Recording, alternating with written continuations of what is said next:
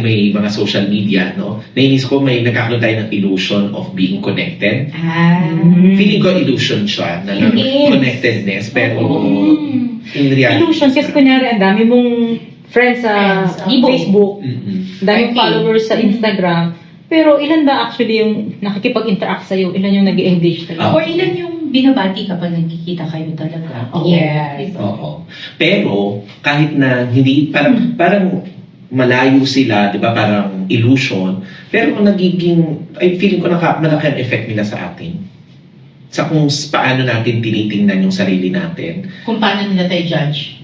na tingin natin, ginajudge O baka kung paano nila binavalidate yung gusto natin ma-validate. Pag auto-liker, di ba? Nila-like ka lagi, hina-heart ka, sinishare yung post mo. Nakikita ba yun? Pag sinishare yung post? Oo. Pero hindi mo na alam kung sino. Kung digital content, ano ka, di ba? Pero kung hindi, tingin ko makikita mo kung sino yung mga nagsishare. Di ba? Kapag ka-friend mo yun. Kasi baka lumabas din sa feed mo yung shinare mo. Kasi parang yung 'di ba yung others na sila, para silang yung social media, para naman nagiging imagine others naman yun di ba? Ano yung imagine mga multo? Pwede.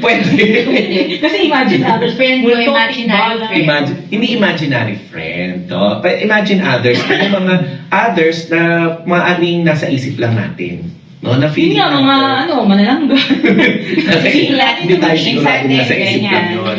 Hindi, pero kunyari, yung mga nasa social media, maaaring ang feeling natin, nakatingin sila sa atin, ang tingin natin ay naka-spotlight tayo sa kanila. Pero actually, hindi naman. No? Or yung mga, di ba? Ay, may balik ko yan. Parang may character nga. Kasi iniisip mo, ikaw yung tinitignan. Yes. Pwede. Oo. Di ba?